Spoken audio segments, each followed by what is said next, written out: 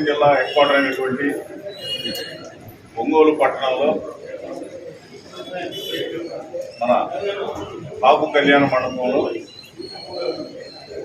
జిల్లాలోని 12 నియోజకవర్గాలకు సంబంధించినటువంటి బాబు కమ్యూనిటీ పరంగా ఒక సుదీర్ఘమైన ఆలోచనతో 12 నియోజకవర్గాల నుంచి ఈరోజు ఈ సమావేశానికి వచ్చారు. దానికి ముఖ్య కారణం రాబోయే 24 మే ఎలక్షన్ గురించి. రాష్ట్రంలో పవన్ కళ్యాణ్ గారు టీడీపీతో పొత్తు పెట్టుకుని ఒక వ్యూహాత్మకంగా ఒక గొప్ప మనసుతో ఆయన ఈ వైసీపీ ప్రభుత్వాన్ని, ఈ వైసీపీ అరాచకాల్ని పార్దోళాల ఆలోచనతో పొత్తు పెట్టుకోవడం జరిగింది. అలానే బీజేపీతో కూడా. ఈ సందర్భంగా దాదాపు బాబు కమ్యూనిటీ రాష్ట్రంలో దగ్గర 30% ఉన్న పరిస్థితుల్లో గుంటూరు దగ్గర నుంచి రాయలసీమ వరకు కూడా 7 జిల్లాల్లో గుంటూరు, ప్రకాశం, చిత్తూరు, నెల్లూరు, కర్నూలు, కడప, అనంతపురం ఈ అన్ని జిల్లాలకి వైసీపీ ఇచ్చిన సీట్లు కూడా ఈ పొత్తు కార్యక్రమంలో టీడీపీ, జనసేన, బీజేపీ ఇవ్వకపోవడం అనేది చాలా బాధాకరంగా భావించి అందరూ కూడా మనస్తాపానికి గురైనటువంటి పరిస్థితులు కనపడతా ఉన్నాయి. ఎందుకంటే టీడీపీ, జనసేన, బీజేపీ కలిసింది రాబోయే ఎలక్షన్లో పండుగ వాతావరణంలో ఈ సమిష్టిలో దాదాపు అత్యధిక సీట్లు సంపాదించి కొత్త ప్రభుత్వాన్ని ఏర్పాటు చేసి చంద్రబాబు గారు అట్లనే పవన్ కళ్యాణ్ గారు ఒక గొప్ప రాజకీయ పరిపాలన అందించాలన్న ఆలోచనతో ఉన్న తరుణంలో ఈ సీట్లు పంపిణీ కార్యక్రమంలో చాలా ఘోరమైన నష్టం జరిగిందనే ఆలోచనలో అందరూ కూడా భావిస్తూ ఉన్నారు. కాబట్టి ఖచ్చితంగా గుంటూరు జిల్లాలో జనాలు ఒక సీట్ ఇచ్చినా కూడా అది బాబు సామాజిక వర్గానికి కానందువల్ల ప్రతి జిల్లాలో కూడా 3 నుంచి 4 లక్షల పైన ఉన్నటువంటి ఒక్కొక్క జిల్లాలో 5-6 లక్షల మంది కూడా ఉన్న తరుణంలో దాదాపు గుంటూరు దగ్గర నుంచి ఈ రాయలసీమ జిల్లా మొత్తం కూడా దాదాపు ఇంచుమించు 40 లక్షల మంది పైన జనాభా ఉంటే వీళ్ళకి మొండి చేయి చూపించడం అనేది ఎవరు కూడా మిగుడుపడినటువంటి వాతావరణం కనిపించి ఈ సందర్భంగా ఈరోజు ఈ కార్యక్రమాన్ని ఇక్కడ ప్రకాశం జిల్లా హెడ్ క్వార్టర్ అయినటువంటి ఒంగోలులో బాబు కళ్యాణ మండపంలో 12 నియోజకవర్గాల నుంచి వచ్చి పెద్దలంతా కూడా ఈరోజు వచ్చి నన్ను కూడా ఆహ్వానించారు.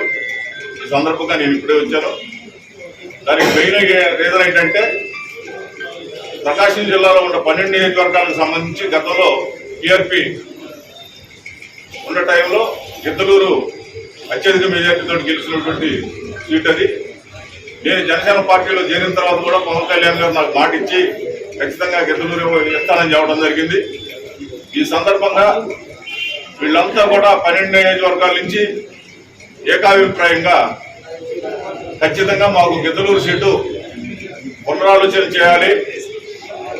చంద్రబాబు గారు అవ్వచ్చు, పవన్ కళ్యాణ్ గారు అవ్వచ్చు, బీజేపీ అవ్వచ్చు, చేసి ఖచ్చితంగా కూడా మాకు న్యాయం చేయాలి.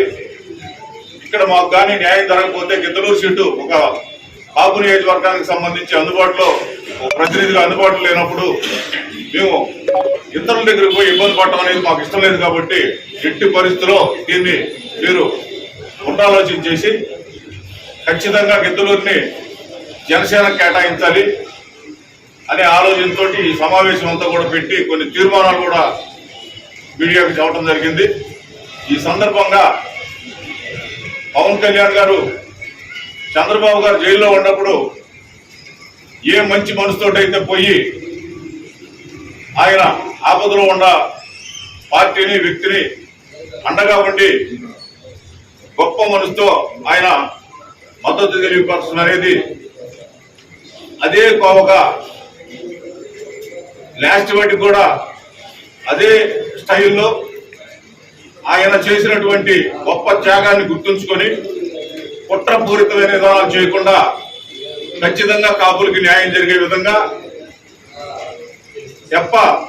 ఏరు దాటి తెప్ప తగలేసే విధానాలు కాకుండా ఉండాలనే ఆలోచనతో గుర్తుంచుకోవాలి. ఎందుకంటే వీటిల్లో స్వతంత్రమైన విధానాలతో సీట్ల పంపిణీ చేసి ఎలాంటి ఇబ్బందులు కలిగే పరిస్థితులు ఉంటే ఖచ్చితంగా కొంత నష్టం అయితే జరుగుద్ది. అంటే ఇంకో రకంగా నేనేదో ఇదిగా చెప్పడం కాదు అది. ఎందుకంటే మీకుండే అభిప్రాయాలు మీకుంటే అందరికీ ఉండే అభిప్రాయాలు కూడా అందరికీ ఉంటాయి.